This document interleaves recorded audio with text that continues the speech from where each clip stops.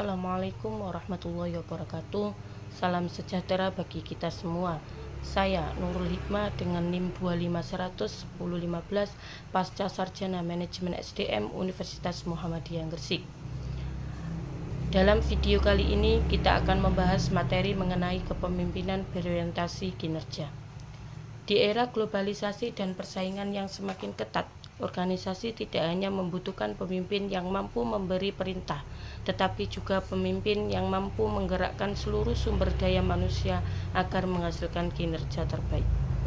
Seperti yang disampaikan pada materi ini, kepemimpinan yang berorientasi kinerja bukan hanya tentang angka, melainkan bagaimana memanusiakan potensi menjadi karya nyata bagi organisasi. Kalimat tersebut menunjukkan bahwa keberhasilan organisasi bukan hanya diukur dari pencapaian target, tetapi juga dari bagaimana seorang pemimpin mampu mengembangkan potensi setiap individu sehingga memberikan kontribusi nyata bagi organisasi. Pada presentasi kali ini, kita akan membahas mulai dari konsep kepemimpinan, hubungan kepemimpinan dengan kinerja, teori-teori pendukung, hingga implementasi dalam organisasi. Kepemimpinan merupakan kemampuan seseorang dalam mempengaruhi, mengarahkan, dan memotivasi orang lain agar bekerja sama mencapai tujuan organisasi. Dalam buku Organizational Behavior 2019, Stephen P. Robbins dan Timothy A. Juge mendefinisikan kepemimpinan adalah kemampuan untuk mempengaruhi kelompok menuju pencapaian tujuan. Sementara itu, menurut Peter G. Northos dalam bukunya Leadership, Theory and Practice, kepemimpinan dipahami sebagai proses interaktif di mana seseorang individu mempengaruhi kelompok untuk mencapai tujuan bersama. Sedangkan kinerja menurut Mangkunegoro 2017 adalah hasil kerja seseorang baik secara kualitas maupun kuantitas, sesuai dengan tanggung jawab yang diberikan. Apabila kedua konsep tersebut digabungkan, maka kepemimpinan berorientasi kinerja merupakan gaya kepemimpinan yang memusatkan perhatian pada peningkatan hasil kerja pegawai melalui pemberdayaan, motivasi, komunikasi, dan pengembangan kemampuan. Dengan kata lain, pemimpin tidak hanya mengejar target, tetapi juga memastikan seluruh anggota tim mampu berkembang sehingga tujuan organisasi dapat dicapai secara berkelanjutan. Visi kepemimpinan strategis. Pada materi ini dijelaskan bahwa kepemimpinan strategis merupakan kemampuan pemimpin melihat masa depan organisasi dan mengarahkan seluruh sumber daya menuju tujuan tersebut. Pemimpin strategis harus mampu menentukan visi organisasi, menyusun strategi, mengembangkan SDM, serta menjaga berkelanjutan organisasi. Menurut R. Duane Ireland dan Michelle Ahid dalam jurnal Academy of Management Executive 2005, strategic leadership adalah kemampuan mengantisipasi perubahan, mempertahankan fleksibilitas, serta memberdayakan orang lain untuk menciptakan perubahan strategis. Artinya apa? Pemimpin bukan hanya mengelola pekerjaan hari ini, akan tetapi juga mempersiapkan organisasi menghadapi tantangan di masa depan.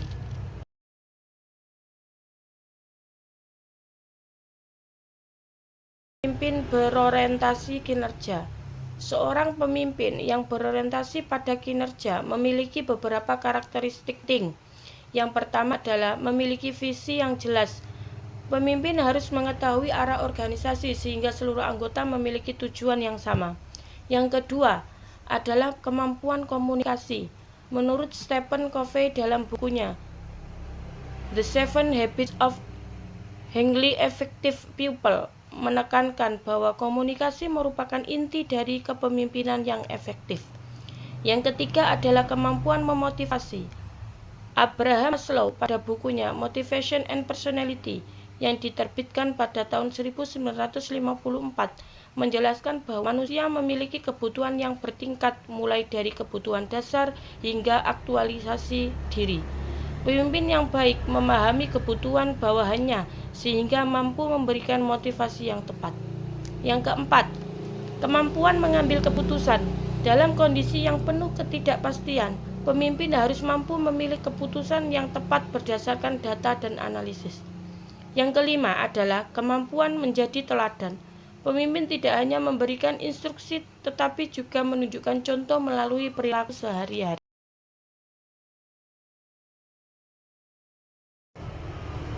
Hubungan kepemimpinan dengan kinerja. Mengapa kepemimpinan sangat mempengaruhi kinerja? Jawabnya adalah karena merupakan penggerak utama organisasi. Menurut Bass 1985 dalam buku Leadership and Performance Beyond Expectation melalui teori transformational leadership, pemimpin mampu meningkatkan motivasi pegawai sehingga mereka bekerja melampaui target yang diharapkan. Pemimpin memberikan inspirasi, perhatian individual, serta dorongan untuk terus berkembang. Sebaliknya, kepemimpinan yang buruk dapat menyebabkan semangat kerja menurun, konflik meningkat, produktivitas menurun, serta turnover pegawai meningkat. Oleh karena itu, kualitas kepemimpinan memiliki hubungan yang sangat kuat terhadap keberhasilan organisasi.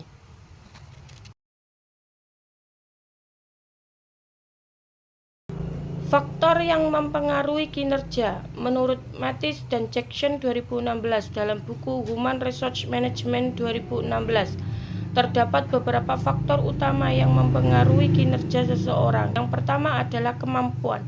Pegawai harus memiliki kompetensi sesuai pekerjaannya. Yang kedua adalah motivasi. Motivasi menentukan seberapa besar usaha seseorang dalam bekerja. Yang ketiga adalah kesempatan bekerja. Organisasi harus menyediakan fasilitas dan lingkungan kerja yang mendukung.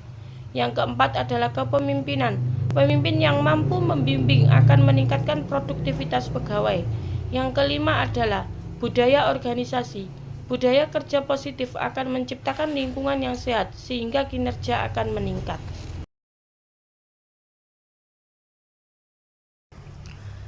Strategi meningkatkan kinerja. Terdapat beberapa strategi yang dapat dilakukan pemimpin. Yang pertama, menetapkan tujuan menggunakan konsep SMART. Target harus spesifik, measurable, achievable, relevant, dan time-bound. Yang kedua, memberikan pelatihan dan pengembangan. SDM yang berkualitas merupakan investasi organisasi. Yang ketiga, memberikan penghargaan. Menurut teori Herzberg, penghargaan dapat meningkatkan kepuasan kerja. Yang keempat, melakukan evaluasi secara berkala. Evaluasi membantu mengetahui apakah target sudah tercapai atau masih memerlukan perbaikan. Yang kelima, membangun komunikasi yang terbuka. Komunikasi yang baik akan meningkatkan kepercayaan antara pemimpin dan anggota.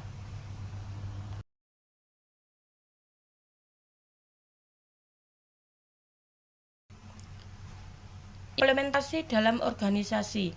Dalam prakteknya, kepemimpinan berorientasi kinerja dapat diterapkan melalui menetapkan target yang membantu sesuai kompetensi, melakukan monitoring, memberikan umpan balik, memberikan apresiasi atas prestasi, melakukan perbaikan secara berkelanjutan. Dengan langkah tersebut, organisasi mampu meningkatkan efektivitas sekaligus juga semangat kerja pegawai. Sebagai kesimpulan, kepemimpinan berorientasi kinerja merupakan pendekatan kepemimpinan yang tidak hanya mengejar hasil, tetapi juga mengembangkan manusia sebagai aset utama organisasi. Pemimpin yang efektif mampu mengarahkan, memotivasi, membimbing, serta menciptakan lingkungan kerja yang mendukung tercapainya tujuan organisasi. Semoga materi ini dapat memberikan pemahaman bahwa keberhasilan organisasi tidak hanya bergantung pada sistem yang baik, tetapi juga pada kualitas pemimpin yang mampu mengubah potensi menjadi prestasi nyata. Terima kasih atas perhatian Bapak dan Ibu dan teman-teman sekalian. Saya akhiri. Wassalamualaikum warahmatullahi wabarakatuh.